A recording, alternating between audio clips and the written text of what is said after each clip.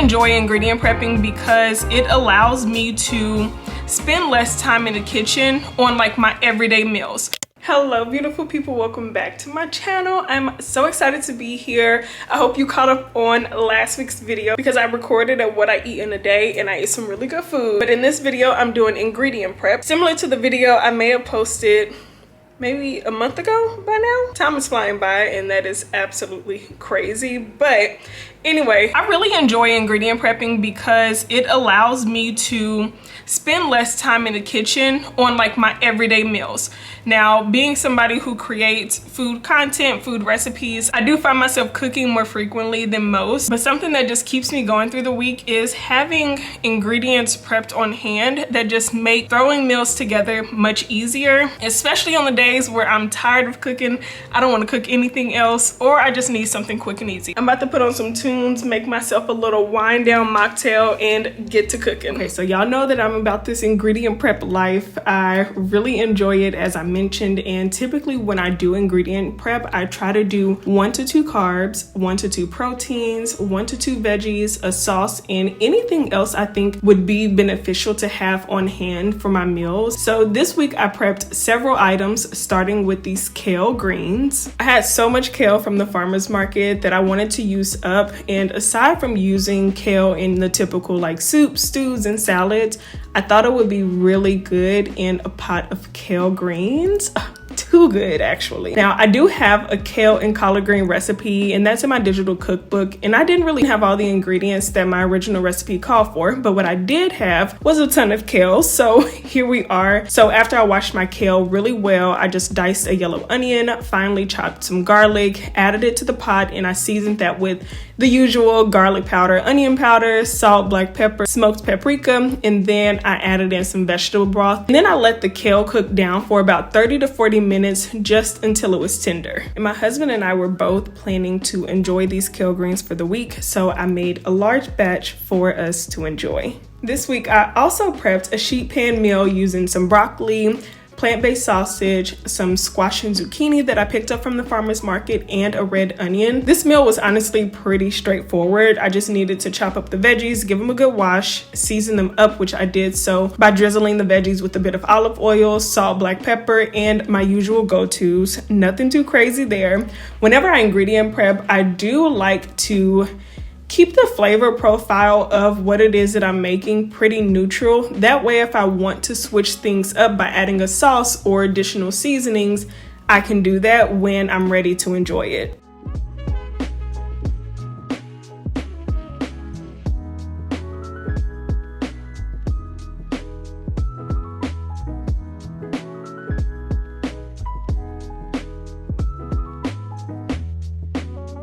Next on the menu was a roasted red bell pepper sauce that I ended up using in a variety of ways, which you'll see later. In the past, whenever I would make this sauce, I would typically just buy the jarred roasted bell peppers, which is perfectly fine, but I just wanted to have a bit more control over the sauce ingredients, so I just decided to roast my own bell peppers, and I also threw in some fresh garlic and shallots, and I tossed that in a bit of olive oil. Now, because the peppers do take a bit longer to roast and I didn't want my shallots or my garlic to burn, I started by baking the peppers first, and then once I noticed they were about 15 to 20 minutes away from being done, then I added the shallots and garlic to the baking sheet and I let everything roast together.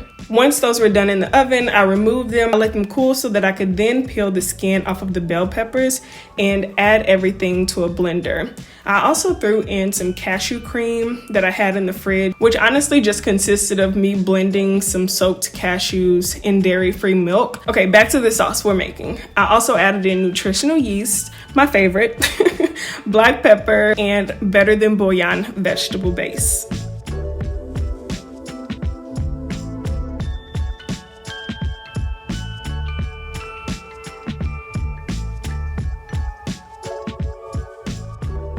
Also on the menu is one of my favorite sources of plant protein. If you can't tell from my previous videos, you probably already know, honestly, but I'm making crispy tofu. I'm actually using fava bean tofu, which you've probably noticed I use pretty frequently. I like the macros of this tofu, and then I also learned that it's really beneficial to consume different types of plant protein, and this helps me do just that. After breaking the tofu into bite-sized pieces, I tossed it in some coconut aminos along with a blend that I put together to help it crisp up and add even more flavor. And that blend just consisted of cornstarch as well as nutritional yeast, garlic powder, onion powder, smoked paprika, a bit of salt, and black pepper. I love making a batch of crispy tofu for the week, mainly because it's convenient and of course delicious. And similar to other items I prep, I keep the flavors pretty neutral. That way I can either enjoy it as is or with the sauce. And you will see in my video that I ended up using some of this tofu for like a jerk tofu, and it was chef's kiss. At this point, it was also time for a quick break. So I had some kombucha that I picked up at the farmer's market.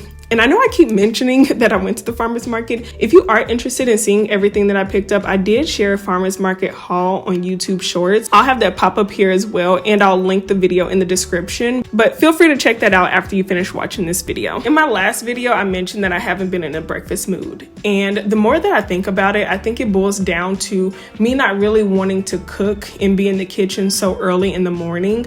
So I figured that if I were to have at least 1 or 2 breakfast options prepared this week, it would kind of make things a little bit easier. So I decided to make a batch of my protein pancakes. And I'll be honest, I probably should have followed my recipe to a T, because these didn't turn out how my protein pancakes normally turn out, which are normally the color is golden, they are fluffy. I don't know if it was the brand of protein powder that I used, which normally when I make them, I kind of stick to the same brand. They were still good, but they weren't my tried and true protein pancakes. I mean, the flavor was still there, you know, but anywho, I'll stick to my usual ingredients in the process next time, but I did still end up enjoying these, which you'll see in my next what I eat in a week video. Okay, remember me mentioning the cashew cream? Well, I had a bit left over after using it in the roasted red pepper sauce, and I wanted to use the last bit of that to make some cashew milk for the week since it was just already blended up.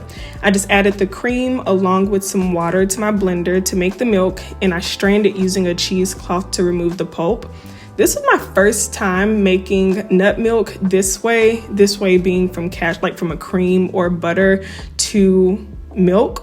And I think I prefer to make it either just using like whole cashews, whole almonds, whole hemp seeds versus a cream or butter. However, it still worked. It still got the job done, but I think I need to stick to just using whole soaked cashews or whole soaked almonds. So again, this week I prepped some crispy tofu, kale greens, protein pancakes, roasted red pepper sauce, a sheet pan dinner, and dairy-free milk. My next video is going to be a what I eat in a week, and that's where I'll show you how I use all these items across breakfast, lunch, and dinner. I truly hope that you enjoyed this video. I hope that it inspired you either to ingredient prep or meal prep to make the week easier for yourself.